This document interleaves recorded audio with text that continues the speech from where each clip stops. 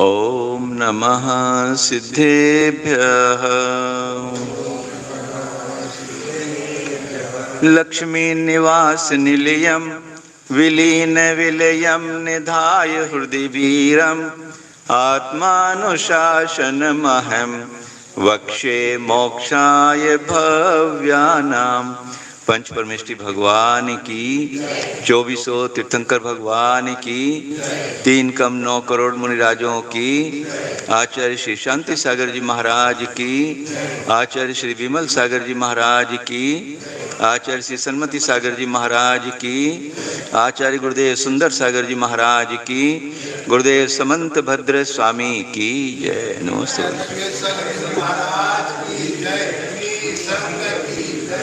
भव्यात्मा आत्मानुशासन ग्रंथ है, आचार्य गुणभद्र देव स्वामी द्वारा विरचित है।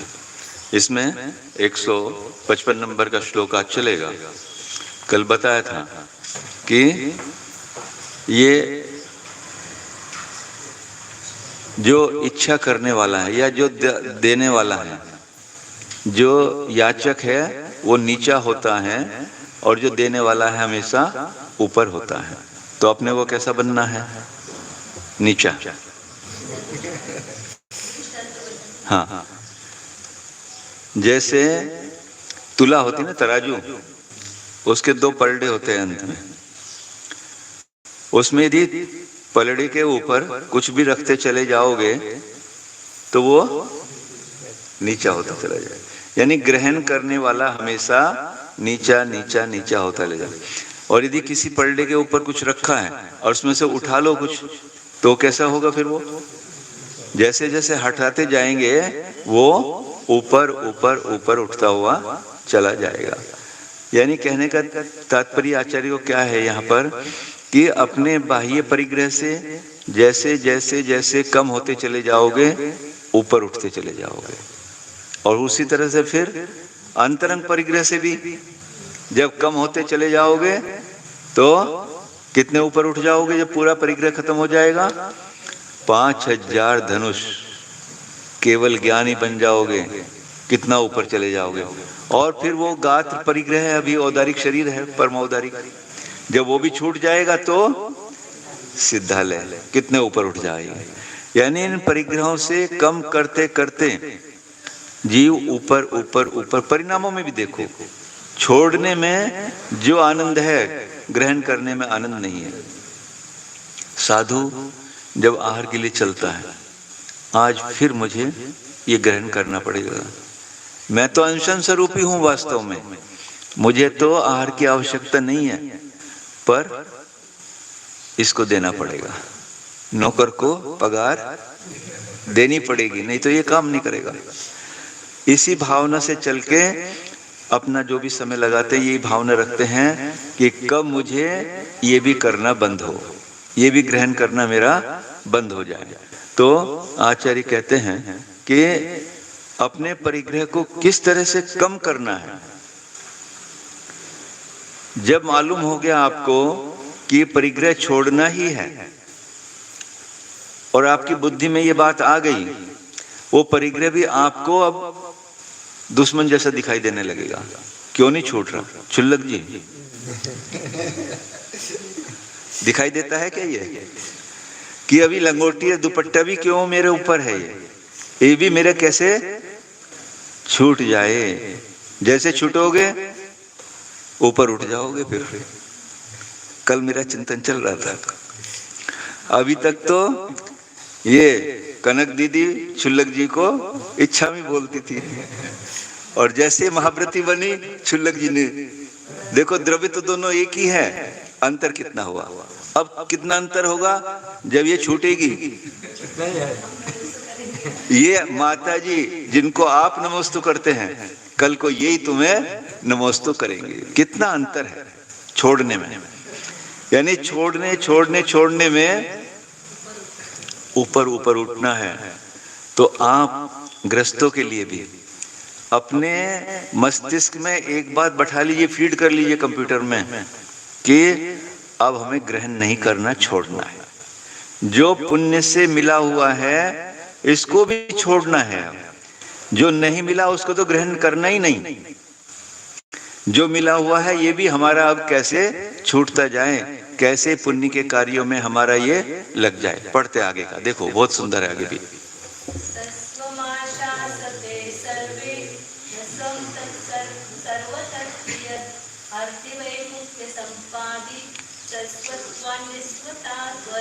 हाँ, स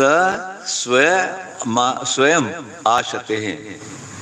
जो स और स्व दो शब्द हैं इसमें। स्व यहाँ धन लिया है और स माने सहित। जो धन सहित हैं, धनवान हैं, राजा हैं, सर्वे आशासते, सभी जीव उनसे मांगने की इच्छा करते हैं। जिसके पास है वही तो दे पाएगा। परंतु यहाँ पर कह रहे हैं कि भले ही वो राजा है, धन है उसके पास बहुत, पर क्या वो न स्वम तत् सर्वतर्पी यत सर्वे, या क्या वो धन उसका राजा का सबको संतुष्ट कर सकता है क्या? क्यों? मांगने वाले तो बहुत हैं, याचक तो बहुत हैं और धन सीमित है। यानी कितना भी धन होने पर भी वह सबको संतुष्ट नहीं कर सकता। अर्थी वह मुख्य संपादी सस्वत्वात्। क्या बता रहे यहाँ पर आचार्य, क्या कहना चाह रहे हैं? इसका भाव को समझने की कोशिश करो कि हम पहले रुपया कमाएं, किस लिए कमा रहे? कि हम दान देंगे याचक जनों को, या पुण्य के कार्यों में, या धर्म में। यानी पहले हम कमाएं और फिर हम दान करें। दान देने के लिए कमा रहे, तो आचार्य उसका निषेध कर रहे हैं यहाँ पर। क्योंकि जो कमाने रूप क्रिया है वो पाप रूप क्रिया है। कमाने में, अर्जन करने में, धन को अर्जन करने में पाप ही पाप होता है।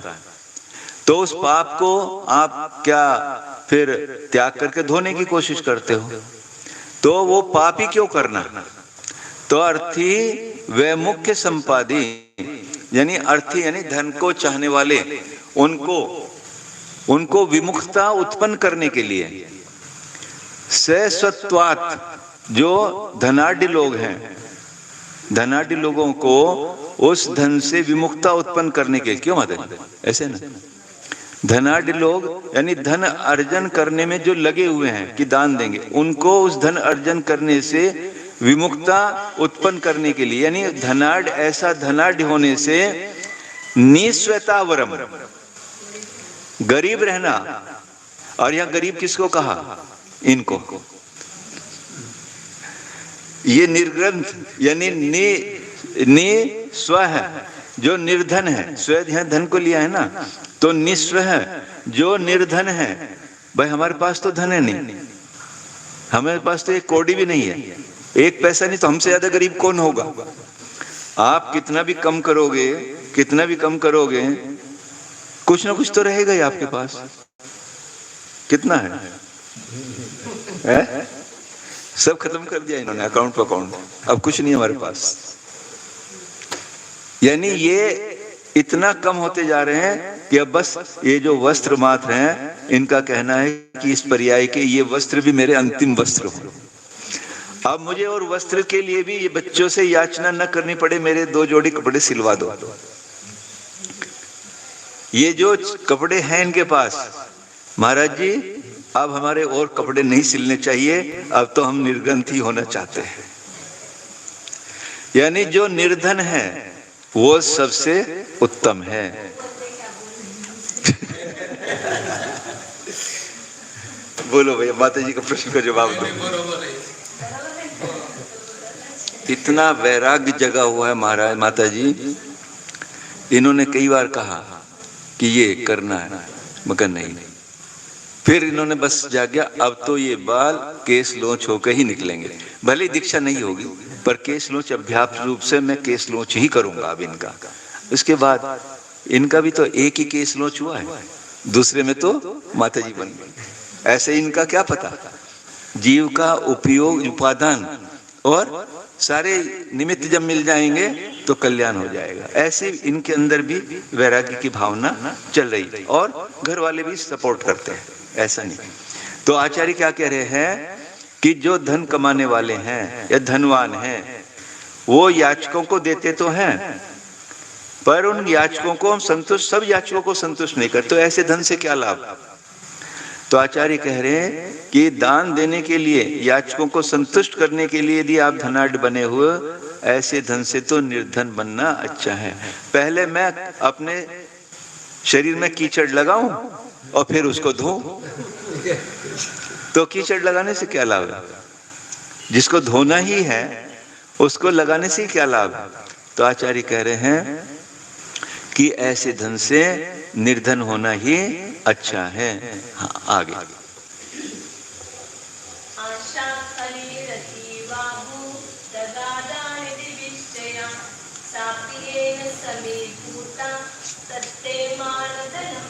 हाँ, आशा खनी ही, आशा रूपी खान, गड्ढा, गर्त,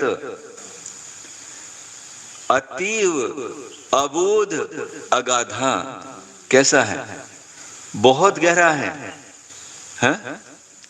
और निधि भी या जो निधियों के द्वारा भी संपूर्ण या यानी भरा नहीं जा सकता।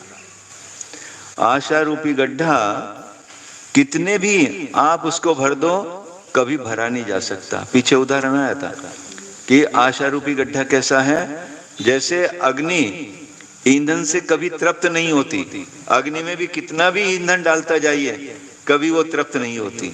ऐसे ही वो आशा रूपी जो गड्ढा है उसमें कुछ भी भरते चले जाइए कभी वो तृप्त नहीं हो सकता, कभी वो भर नहीं सकता। विश्व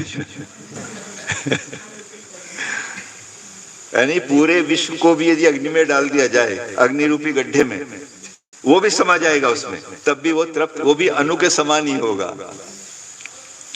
सापी येन समीभूता, और वो मान रूपी गड्ढा भी किससे भरा जा सकता है? वो आशा रूपी गड्ढा भी किससे भरा जाता है, भरा सकता है कोई वस्तु ऐसी? आचार्य कह रहे हैं वो आशा रूपी गड्ढा भी कैसे भरा जा सकता है? येन समीभूता, जिससे, जिसके द्वारा समीभूत यानी ऊपर तक बराबर किया जा सकता है, परिपूर्ण किया जा सकता है। वो क्या है? तत्ते मान धनम, वह वो स्वाभिमान रूपी धन से वो गड्ढा भी भरा जा सकता है। बहुत से जीव स्वाभिमानी होते हैं, वो कभी ऐसे नहीं करते।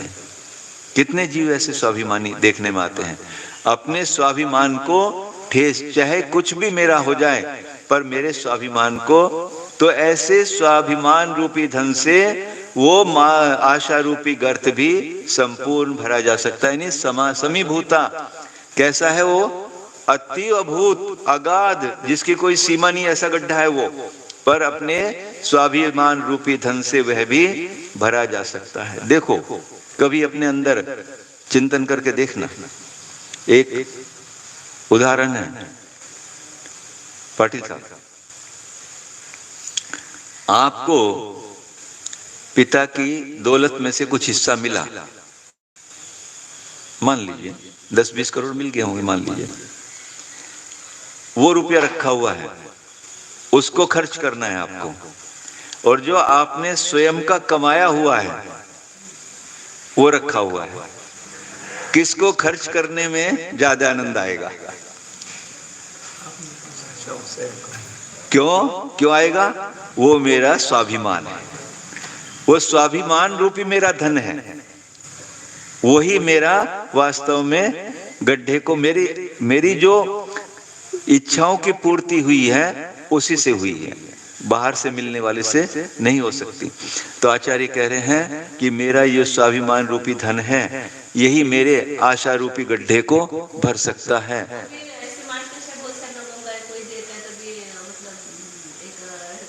नहीं लेना होता, हाँ स्वाभिमान रहता है, मैं क्यों लूं तुमसे?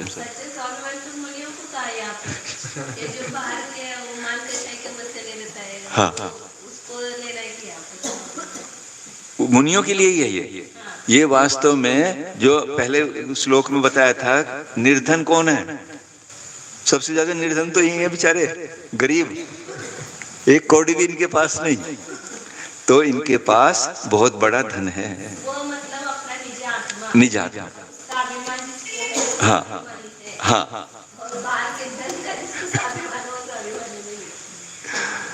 तो ऐसे अपने आत्मा के अभिमान में वही जो धन है हमारा, उसी से हम अपनी आशा रूपी गड्ढे को भर सकते हैं। बाहर की कोई भी वस्तु ऐसी नहीं है जिससे हम अपने आत्मा रूपी गड्ढे को भर सकते हैं। हाँ, आगे।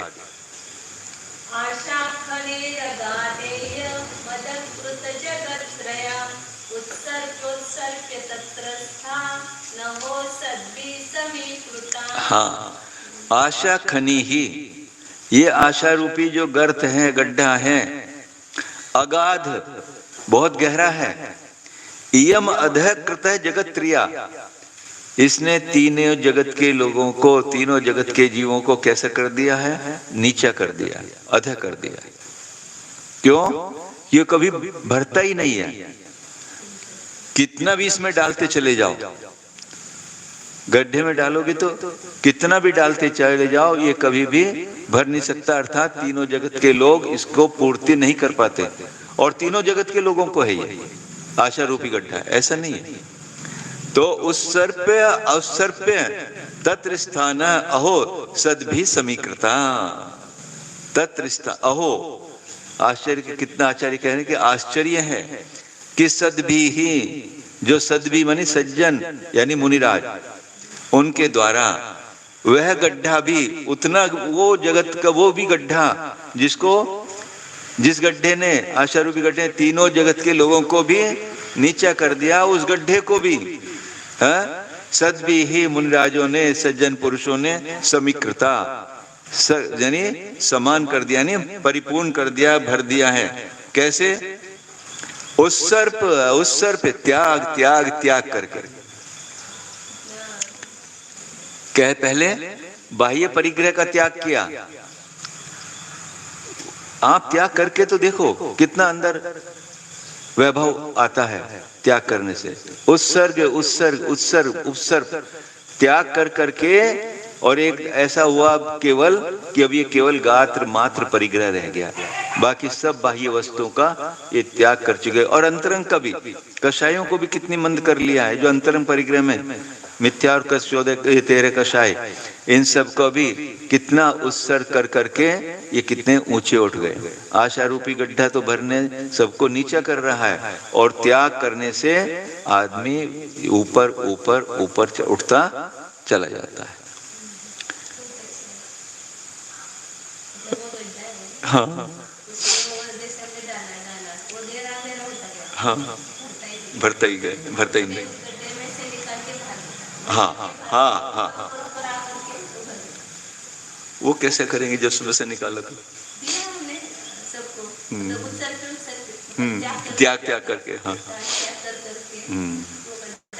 वो वास्तव में गड्ढे की जो यहाँ पे उपमा ली है, वो अपने मन स्थिति के लिए है कि जो मेरी आशा अंदर बैठी हुई थी, आशा रूपी नागिन, आशा रूपी गड्ढा, अब वो आशा से वो गड्ढा समाप्त होता चला गया, यानी अब वो गड्ढा रहा नहीं, वो गड्ढा भरता चला गया। भरता चले मतलब उसमें कुछ डाला नहीं, पर वो स्वयं ही भी ऊपर आते आते समीकृत हो गया। जो आशा थी, पहले 100% आशा थी हमारे पास, और उसका हमने त्याग किया, तो 98, 99, 97, 96 रहते रहते रहते रहते एक दिन वो आशा पूर्ण समाप्त हो गई। इस तरह से वो तो उसको भरने के लिए क्या है? त्याग त्याग त्याग, उत्सर्ग करना ही हमें हमारे आशा रूपी गड्ढे को भरना है। और यदि हम कुछ इच्छा करेंगे, अभी ये मिल जाए, अभी ये मिल जाए, तो वो गहरा गड्ढा और होता चला जाएगा, भरेगा नहीं। हमको मिल भी जाएगी वस्तु तो हमें और इच्छा उत्पन्न हो जाएगी। आज किसी के पास 1 करोड़ है, फिर 2 करोड़ हो गया, तो उसकी इच्छा क्या हुई? बढ़ी, तो गड्ढा वो बढ़ा। और जैसे त्याग किया, अब 1 करोड़ था, 90 लाख त्याग, 92 लाख त्याग, तो वो हमारे गड्ढा ऊपर, अब हमारे पास और कोई इच्छा नहीं है, तो वो इच्छा रूपी गड्ढा समाप्त होता चला जाता, तो भरता चला जाता है। हाँ, चलो एक और कर लो।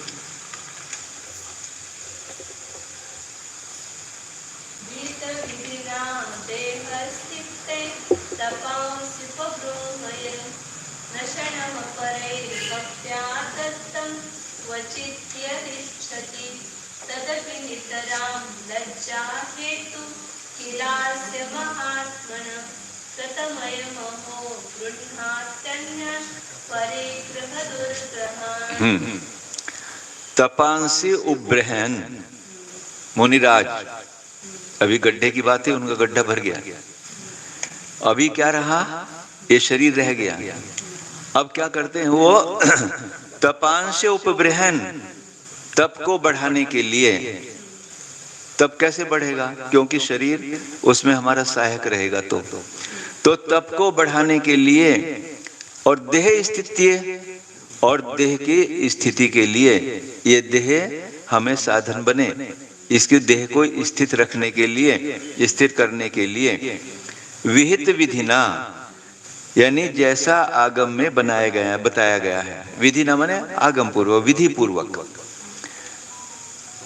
अशनम परहि भक्त्या दत्वम, देखो कितने अच्छे अच्छे शब्द हैं, अशेन यानी भोजन को, इसको देने के लिए, ये जो लगा हुआ है कौन, हाँ नौकर, पगार है उसकी, ये उसको देने के लिए अंशनम, और परे ही दूसरे के द्वारा है, अपरे ही दूसरे है, हाँ दूसरे के द्वारा, भक्त्या दत्वम, भक्ति के द्वारा, ऐसे नहीं भिखारी बन के नहीं, भिक्षु वृत्ति तो है, पर जैसे अन्य भिखारी है वैसे भिखारी नहीं है, जो भक्ति से जो दिया गया होगा, और क्वचित यानी कभी, और कियत थोड़ा सा, इच्छति इच्छा करते, बस इतना रह गया, वो अपनी आत्मा के लिए भी नहीं, वो तो आत्मा तो अंशन स्वरूप ही है, उसको नहीं चाहिए, परंतु तप को बढ़ाने के लिए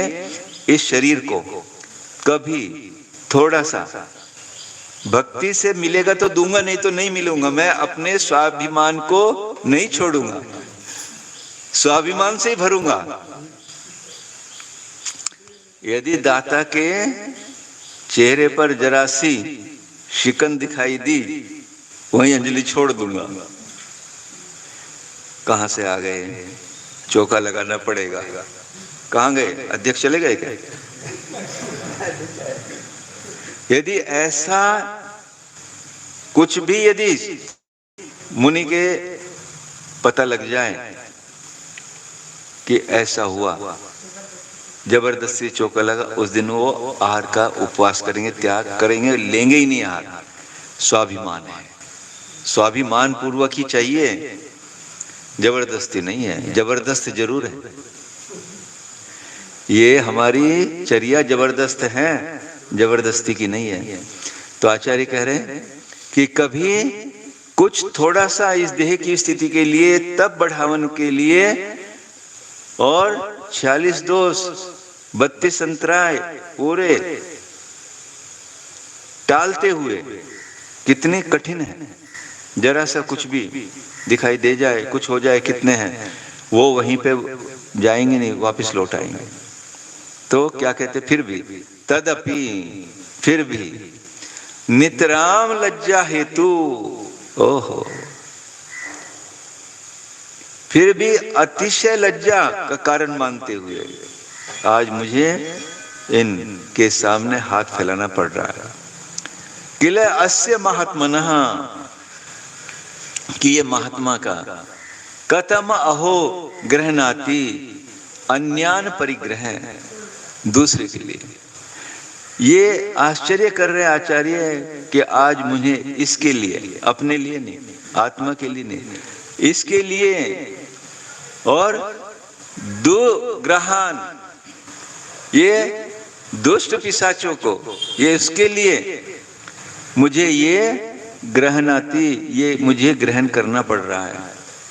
किल अस्य महात्मना, कथम अहो गृह्णाति अन्यान परिग्रह दुर्ग्रहण। मैंने तो सब कुछ छोड़ दिया, सब परिग्रह का त्याग कर दिया, आज इसको भी मुझे, यानी इसका अर्थ और भी निकलेगा कि इतना सब हो जाए कोई भी जो शरीर के लिए भी आहार करते हुए लज्जा का, अतिशय लज्जा का अनुभव कर रहा है, वो अन्य परिग्रहों को कैसे ग्रहण कर सकता है।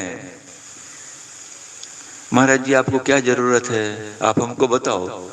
कई लोग आते पूछने, मैंने हमको तो कुछ जरूरत नहीं, हमारे पास तो सब कुछ है, शास्त्र चाहिए, ये है, पीछे कमंडल बस है, और क्या चाहिए हमको। नहीं फिर भी कुछ होगा तो बताओ।